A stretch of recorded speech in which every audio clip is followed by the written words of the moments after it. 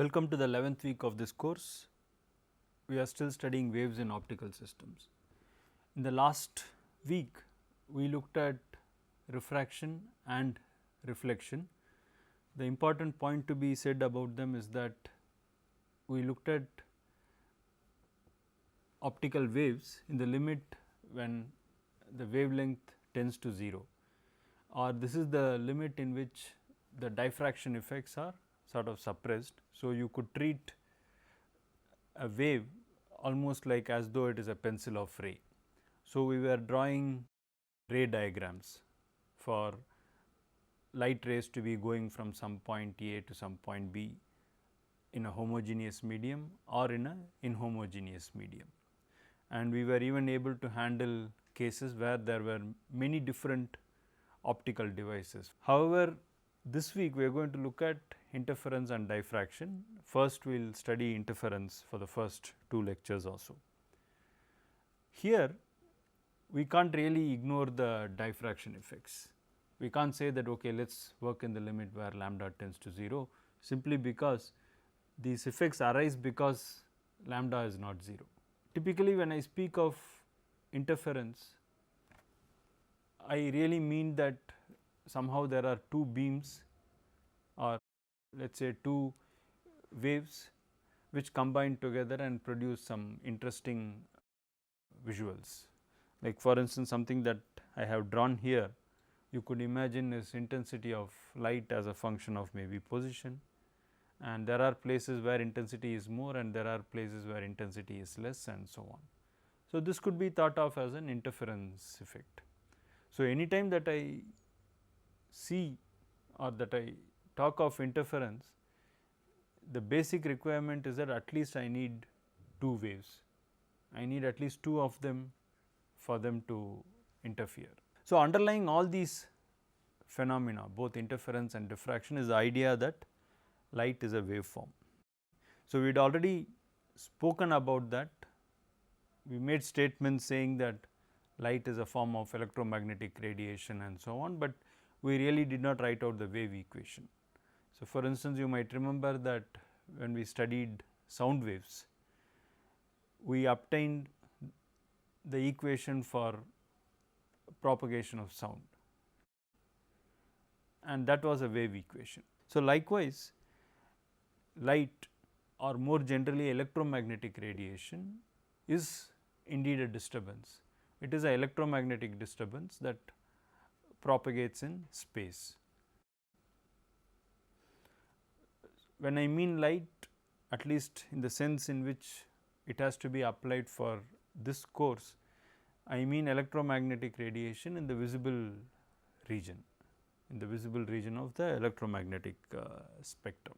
We can start from Maxwell's equations and derive a wave equation corresponding to this electromagnetic radiation. However, this is going to involve fairly sufficiently sophisticated vector calculus. You need to know del square and how these operators work, and I am not entirely sure that everyone listening and following this course might be aware of these mathematical techniques. So, hence what I will do is directly show you the wave equation corresponding to EM radiation or electromagnetic radiation. So, what I have written here is the wave equation for components of electric and magnetic field.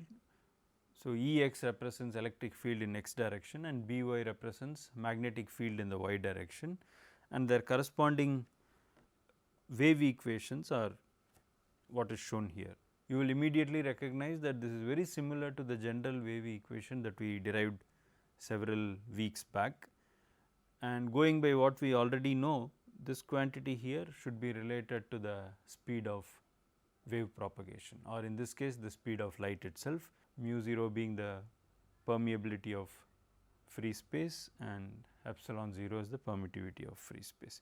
So, these are the equations that describe electromagnetic disturbance and its propagation in free space or vacuum. The direction of propagation is actually z. So, if you look at the equations themselves, there is a dou square E x by dou z square.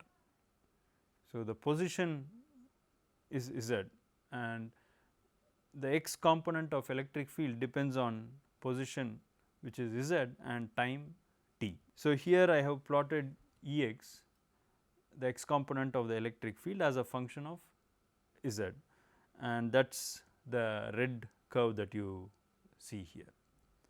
On the other hand, the magnetic field component in y direction is shown as blue curve. You will notice that they are always perpendicular to one another, and the direction of propagation is indicated by this arrow shown here.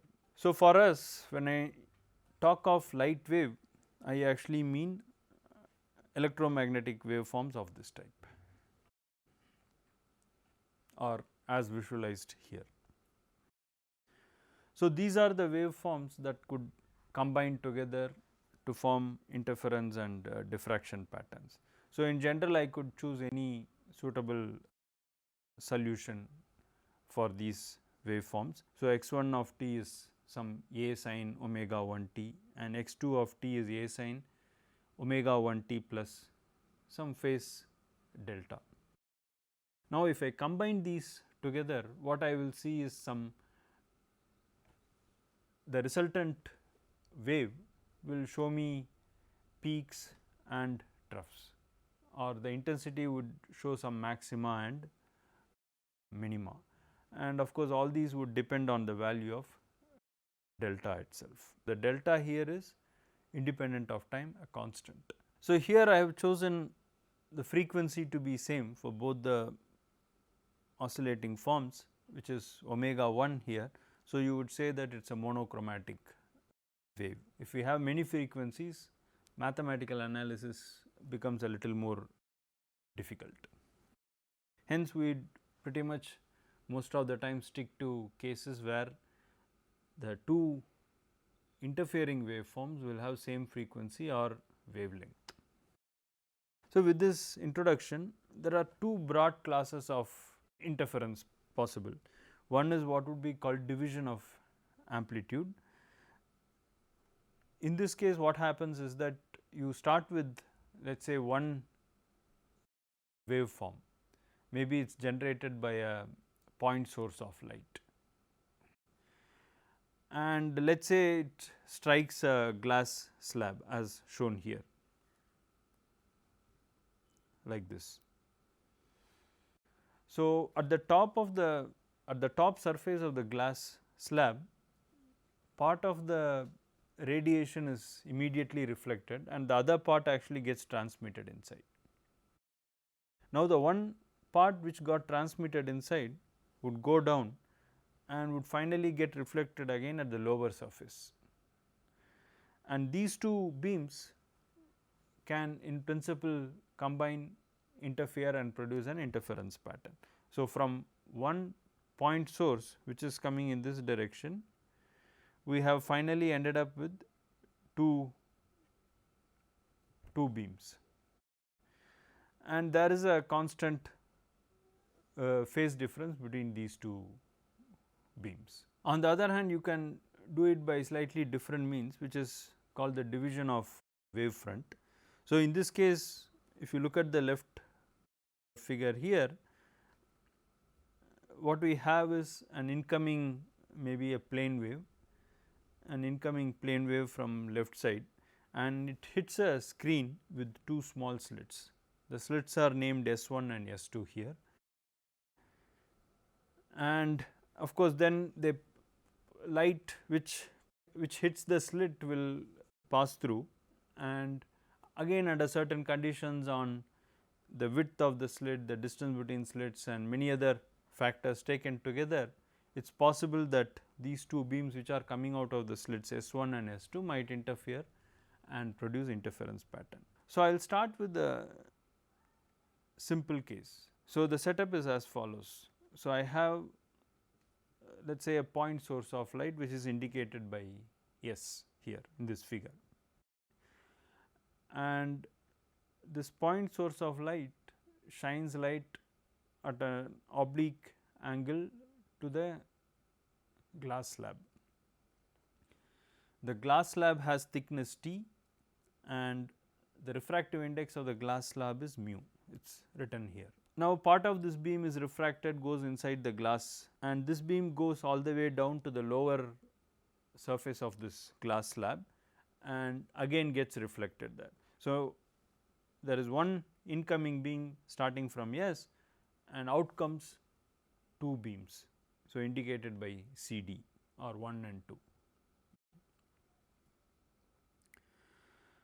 So, here we assume that there is one beam of light starting from S and wavelength is lambda. So, it has all the ingredients necessary for interference. So, there are two beams which are sort of coherent in the sense that they have same frequency and they have a constant phase difference between these two beams 1 and 2. And where is this phase difference coming from? It comes from the fact that the path taken by the two beams are different. The first beam takes the path SAC, SAC1 if you like, whereas the second beam takes a longer path, it goes as SABD2. Hence, depending on the value of phase difference, you will either see a bright or a dark patch at the output in the place where there are these two red lines drawn here. Referring back to this figure, the optical path difference is given by mu times AB plus BD minus AC. So, just go back and see this figure. So, AB plus BD is this length of beam traversed inside the medium of glass whose refractive index is mu. Between S and A, both the beams in principle travel the same distance. So, there is no path difference. The path difference begins to happen only at point A, because one part of light goes into the glass slab and the other immediately gets reflected. And from C and D onwards again the path is the same. And if you look at the geometry of this figure, you can see that AB is equal to BD.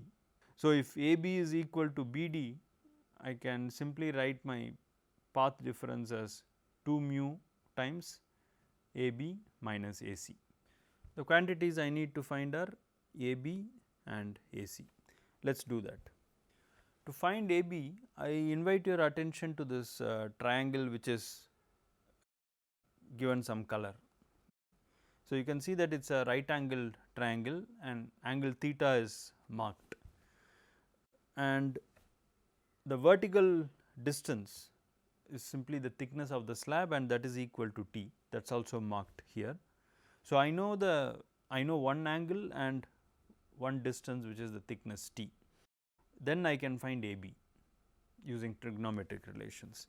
By our law of reflection, the incident angle should be equal to the angle of reflection. So, this should be equal to I as well, which means that this angle here would be 90 minus I. Keep in mind that we want to find AC ultimately, and this vertical line here is thickness of the glass T, and of course, angle theta is also marked here.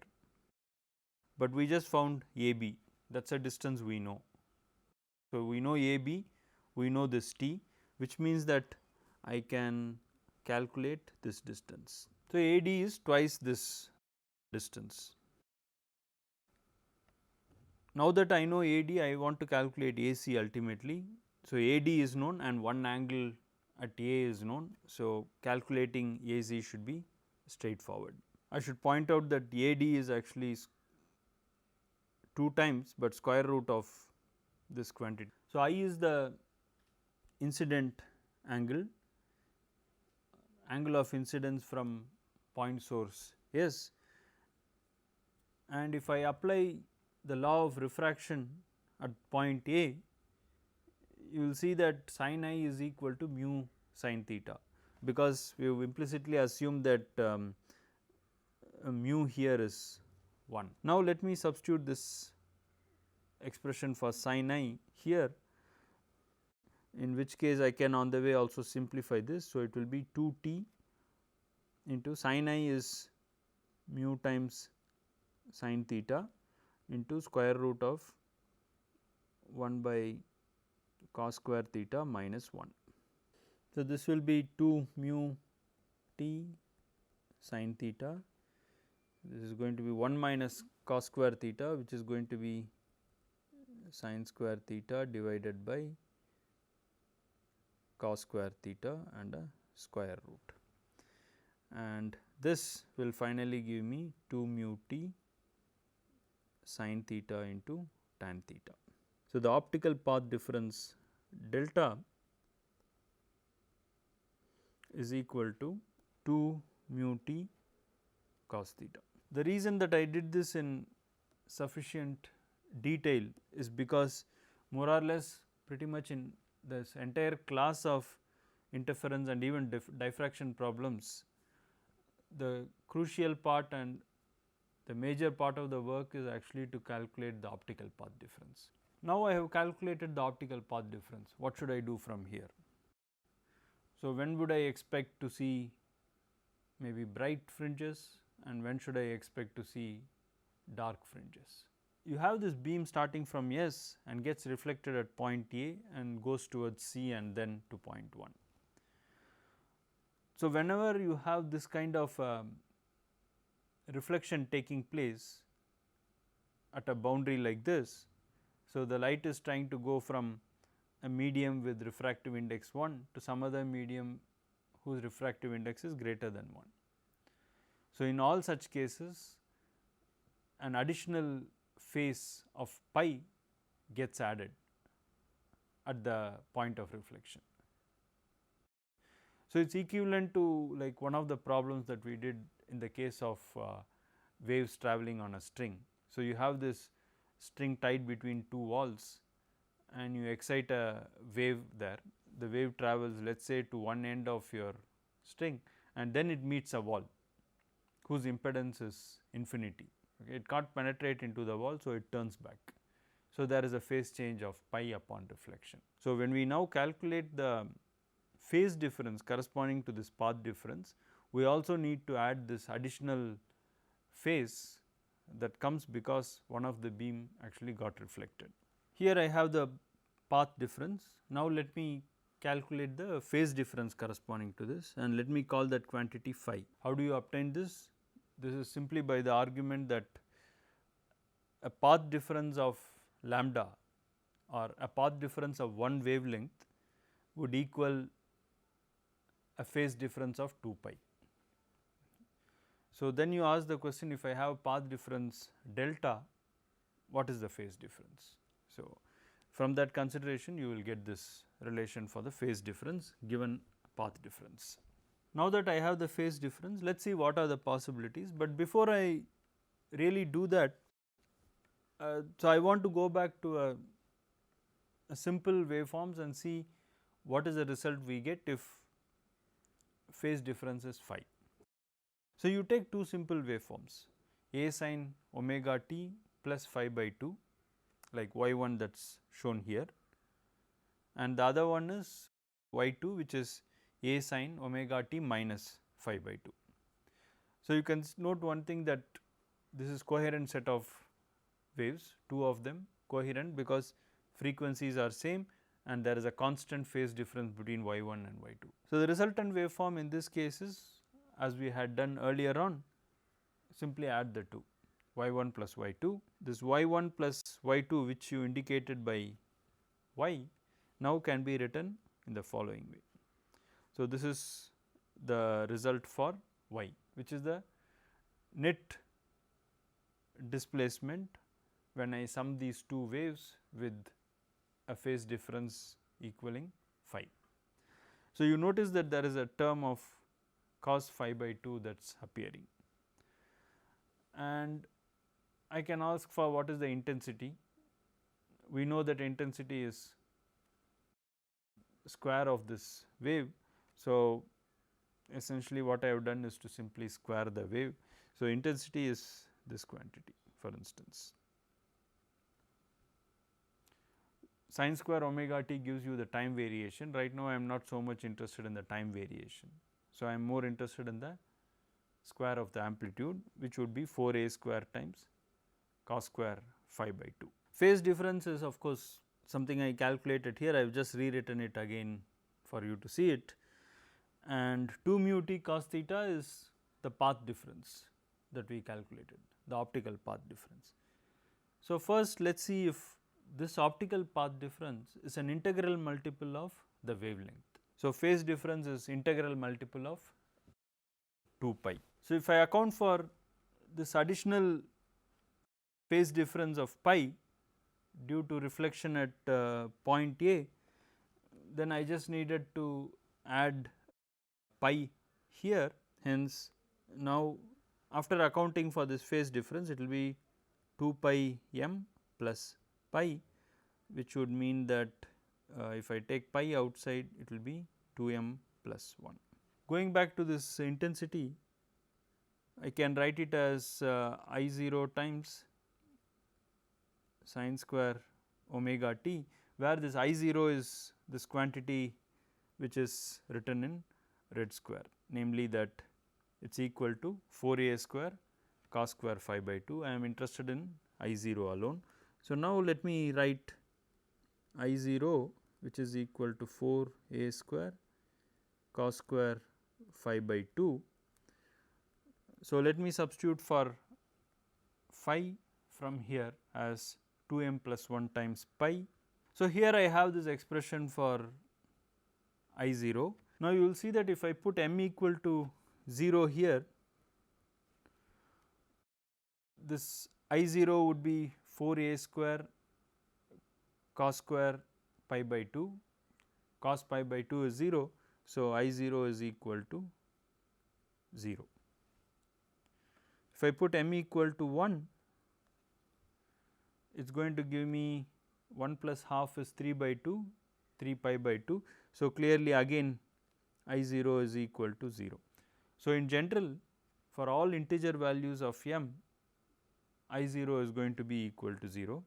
So, here if I try to plot this I 0 as a function of m, so it is going to be 0 at integer values here. I am going to get something like this. So, that is for the case when 2 mu t cos theta is equal to m lambda. So, when this condition is met, the intensity is 0, or we are going to see dark fringes. What happens if 2 mu t cos theta is equal to m plus half times lambda? Again, remember that m is an integer. Now, if I put in this value of 2 mu t cos theta in the expression for phase difference, that will give me the following. So, we need to account for this additional phase pi that arises from reflection at the top surface of the slab. Hence, if I take that into account, this phi will become 2 pi plus 2 pi into m plus half with another pi added. Now, let us plug this value of phi in this equation for intensity. You will see that I am going to get the following here. Any value of integer, it does not matter what you take, it is always going to be equal to 1, this factor. So, if I put m equal to 0, I am going to get the first bright fringe, and similarly if I put m equal to 1, it will be cos square 2 pi, which will be 1 again. So, in other words, you will see that this intersperses with the dark spots that were obtained for the previous case. So, all these points here, this all these value which corresponds to 4 a square, they are the positions where this equation is satisfied. And now, if I were actually going to put a photographic plate at this place here, so what you will see will depend on, of course, the parameters, because if you notice, the condition for whether you will get bright or dark band depends on this combination of parameters 2 mu t cos theta, whether it is equal to m plus half or whether it is equal to m lambda. So, I had these two conditions. One is 2 mu t cos theta is equal to m lambda, in which case we get dark band, let us say, or dark fringe, whereas if 2 mu t cos theta is equal to m plus half lambda, you are going to get a bright band. And theta also is a constant for a given configuration and a setup, in the sense that once I have chosen how I am going to light up my source, how the source is going to be oriented with respect to this glass. In other words, it is going to fix the angle of incidence, which in turn will fix the angle of refraction. So, all these are constants, and if that is the case, what we will actually see when we view this view at the output end is a constant illumination. That constant illumination could either be bright or dark, depending on whether it satisfies which of these two conditions. So, if it satisfies the first condition, it will the illumination will be very bright, you should see a bright spot everywhere, or if it satisfies the second condition, you will see dark spot, dark band everywhere. Now, if you really want to see fringes, you need to do something more to it, you need an extended source of light. When you have extended source of light, then of course, you are going to have a range of theta values, because each of the beam starting from different points on that source will give rise to different angle of incidence and hence different angle of refraction. So, there is going to be a range of theta values, and what you will see will be the locus of will be a kind of pattern which will follow the locus of constant theta in that case. So, you are going to have several theta values, and constant theta would be a circle.